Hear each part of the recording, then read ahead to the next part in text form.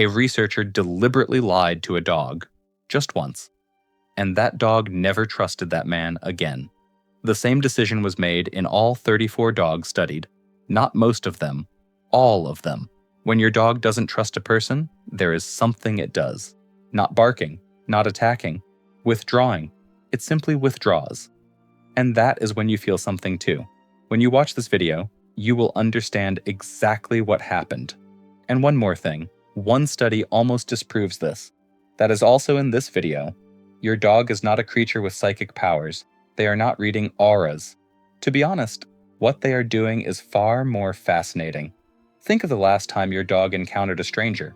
Before you even said hello, your dog had already started working. And it is not just one thing.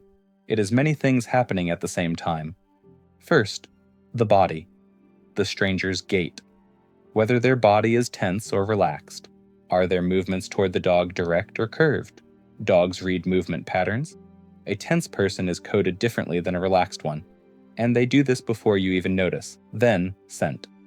Your dog's nose is pulling in chemical information at levels you could never perceive. Tension, fear, aggression. These emotions create chemical reactions in the body, and your dog reads them. Not the guest's personality, but the biological state of their body in that moment.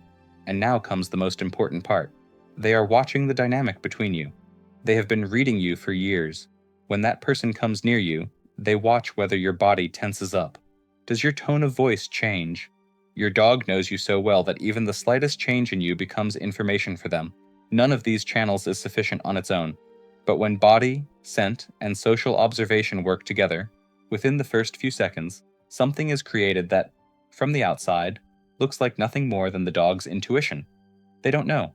They work. In 2015, a researcher tested exactly this, and the decision the dogs made still gives me pause. Akiko Takaoka wanted to test a question. Do dogs follow human cues automatically, or do they act based on who is giving the cue? A simple setup. 2 containers. The researcher points to one. There is food inside. The dog finds the food and trust is established. Next round, the same person points to the other container. The dog runs, but the container is empty. The researcher lied in the only language the dog understands. Gesture. Third round. The same person points to the container with food inside, and the dog looks at the researcher, looks at the container, and doesn't move from where it stands. Not because it doesn't want the food, but because it has decided this person is no longer trustworthy. In a single trial. Then Takaoka calls a new person for the third round. Same setup, different pointer. The dogs followed immediately. They didn't lose trust in the cue in general. They didn't become generally suspicious. They filed a complaint against a single person and then moved on. Your dog applies something like a credit score, a trust score, to everyone it meets. It keeps a list. And once you're on that list, getting off it is not easy at all. But this only measures trust. The next study addressed a far stranger question. Does a dog recognize someone who wrongs it, or someone who wrongs another? At the same university, in the same year, Hitomi Chijiiwa and her team set up a scenario. The dog watches its owner trying to open a container and asking for help from a nearby stranger. In the first version of the scenario, the stranger helped. In another, they deliberately refused. In a third, a person simply sat there, neutrally, without engaging. After the interaction, both the actor and the neutral person offered the dog a treat. The same treat, at the same time. No one looked at the dog.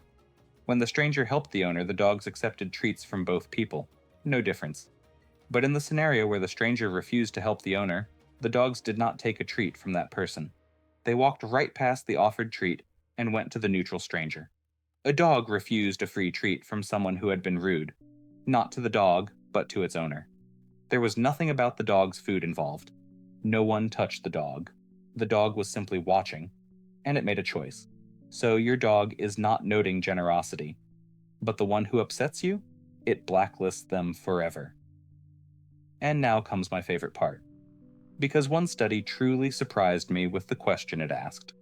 The University of Vienna conducted a study to test something that might sound absurd.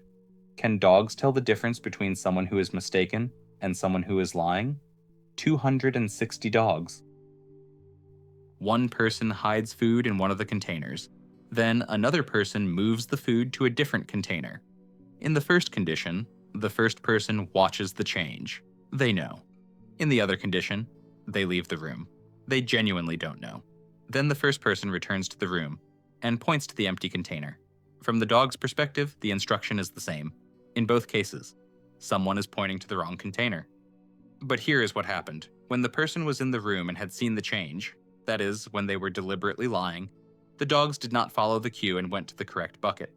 But when the person had not seen the change, when they were mistaken but not lying, the dogs followed the cue. They did not treat the unknowing person with suspicion. I'll let that sit for a moment. Because the implication is this. Dogs may be tracking not just behavior, but intent. It's not simply, this person pointed to the wrong thing. It's, this person deliberately pointed to the wrong thing, and they knew the truth. The researchers found one more thing. Breed mattered here too. Retrievers and border collies were better at detecting lies. Terriers, however, followed the lie more often in the restricted condition. If your terrier trusts everyone, don't think of it as naivety. This is what centuries of breeding are saying. I'll handle it myself. Thanks. And now we come to the part where I need to be honest. In 2025, again at Kyoto University, a researcher launched a study that was supposed to confirm everything I just described. 40 dogs. They watched how humans behave toward another dog, selfish or generous. Then they observed whom the dogs chose to approach. The result? Nothing. No preference. Neither for the generous nor for the selfish. To be honest, I wasn't expecting this either. Neither were the researchers. So, what do we do with this? Here is my reading. The studies that show evaluation seem to emerge when the scenarios measure the dog's relationship with its owner. The Chijiiwa study worked because someone wronged the owner. The Takaoka study worked because someone lied to the dog. When the scenario is more abstract, the signal may not be strong enough to trigger a response. So your dog is not doing research on strangers at the park, but at home, when you're with your friends, in situations where social dynamics truly matter, for science, everything is clear. And there is something I want to talk to you about. Some of you may be thinking, my dog loves everyone. There is no one it hasn't met. Does that mean my dog can't do this? Of course not. The dogs used in these studies were not specifically selected for being suspicious. Most started from a place of trust. In order to make an evaluation, there had to be an observable violation. Your dog loving everyone is not a failure. It simply means no reason has yet arisen that could test it. And to be honest, that says something more about the people around you than about your dog. But if your dog is one that loves the delivery person, loves the neighbor, and one day refuses to approach someone, pay attention to that person, because that is a dog that trusted everyone up until that moment, but encountered something going wrong with that specific person. Now let's go back to the Kyoto laboratory. The researcher points to the container. The dog looks at them, looks at the container, and doesn't move. This is a lie detection study. But what it actually shows is this. That dog is not moving because it remembers. It remembers what happened the last time it trusted this person. It took that single experience and used it to make a decision about the future. Your dog does this all the time, not with psychic powers, but with a system developed over thousands of years of coexisting with humans. Humans who sometimes lie, sometimes help, sometimes turn their backs on us.